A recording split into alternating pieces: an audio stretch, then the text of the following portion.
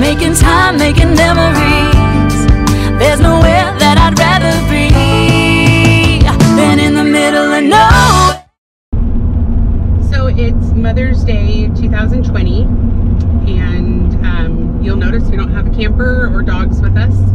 We are currently in the middle of the COVID-19 pandemic, and so we're not camping this weekend. Colorado is not allowing camping in any state park, which is a bummer. We've, I think, missed out on 4 trips so far. Yep. And we're doing our best. We are finding some legally open, privately owned campgrounds that practice social distancing. So we've snuck in, I think, 1 trip, really, only so far. Just one. They're few and far between, and obviously they're very full when you do find them. But for today, we wanted to travel to Golden Gate Canyon State Park. But Colorado has prided itself on keeping their state parks open for day use activity, just not for camping. So we figured to get out of the house when we can't go camping, we will take the family and go see what this park has to offer. We've heard very good things about it, but we've never been there. So we're driving through Boulder, Colorado, up to Golden Gate Canyon State Park to see what we can see.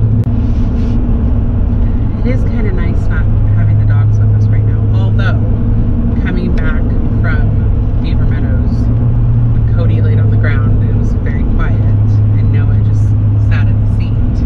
It was good, but like, I think you can have her like drink holders down right now, and there's not a puppy trying to lick the baby awake in the car seat. Yeah, we might need some help on that. We have a 36-pound dog and a dog that's soon to be, God knows how heavy, but probably 65, 70 pounds. How do you guys do it? Shoot us a comment or an email. Let us know what you do to travel with big dogs. One of my thoughts is to put a topper on the truck, and I'd never have the dogs just ride in the back by themselves, but I could roll down my entire rear window, and if the topper doesn't have a rear window, which I don't think most of them do, the dogs could then be back there and still interact with us and get heat and air conditioning back in there. But give us any other tips you have for traveling with 2 children in the back and 2 dogs, because it's going to get tight really quick with Kodiak growing as fast as he is. Yeah, I think, what's he, 13 weeks today? He's either 13 or 14 weeks. I'll have to check. And he's 22 pounds, I think. 22 pounds. Yeah. 6 weeks ago, he was 8 pounds. And we thought, and we're just ignorant, I guess, that the dog's paws would stop growing, so he would grow into his paws, but his paws just keep growing with him, and they're just getting bigger and bigger. He chases down Charlie like he's a miniature police dog, and she's a miniature little criminal. He runs through the yard, chases her, tackles her, and takes her down. One of which may very well be true. But I don't think he's going to be a police dog. She's not going to be a miniature criminal. It's debatable.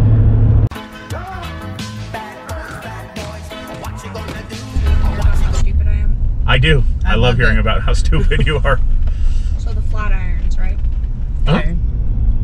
Until the first time we came to Boulder, which was, I don't know, last year. Well, that you remember. That you were, That yeah. I remember. Yeah.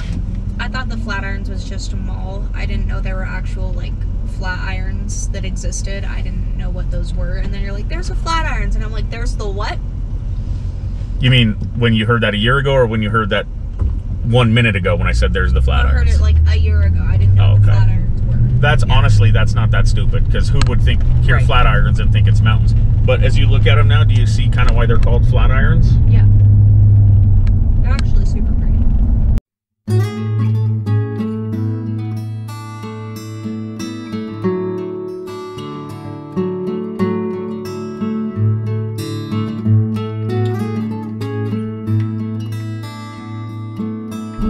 Well, we learned a very valuable lesson today. Thank goodness we were just scouting Golden Gate Canyon State Park, because we followed Google Maps, which I think defaults to the fastest way.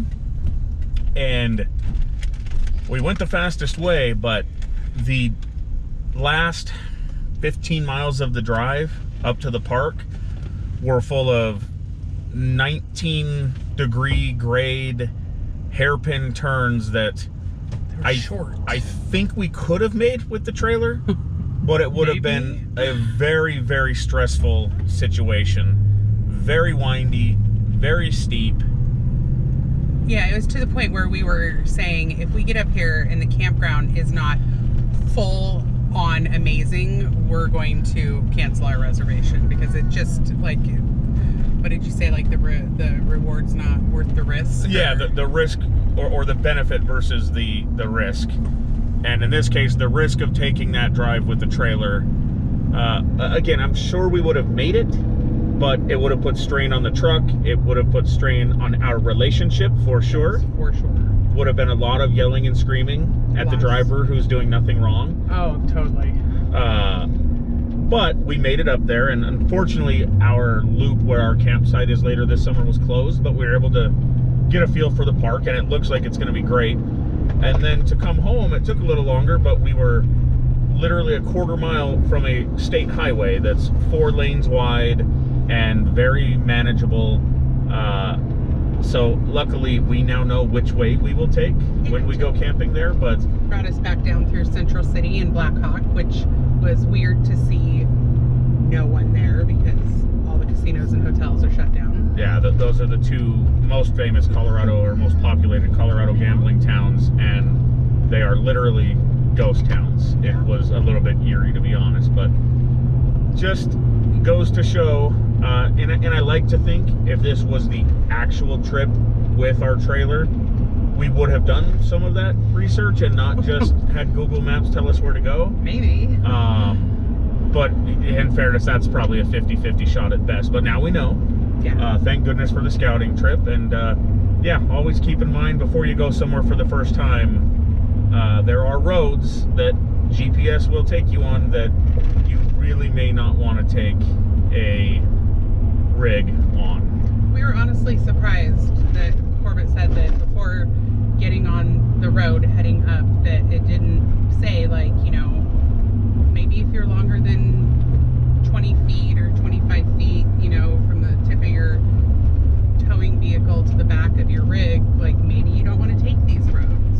Yeah, there are roads in California where there's, or excuse me, Colorado, I'm sure California too, but there are roads that have maximum length and even sometimes width requirements, but there was no warning on this one, nor we even commented, was there a place to turn around through at least the first round of the dangerous switchbacks, to where if you're there with a rig, you're just going for it. You don't really have a choice.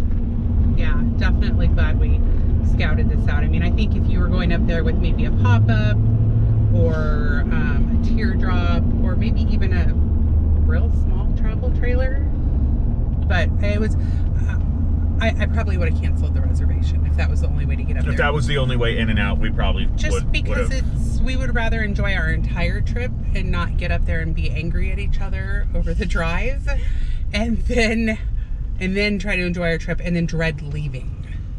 True. Yeah. Imagining coming down the same way we went up with the full rig, I wouldn't really recommend it. Yeah, That's all I have to it say just wouldn't have been about that. enjoyable. I'm sure, I mean, there's probably a ton of people who do it, but knowing what we know now, I think we would take the other way every day. No question. Yeah.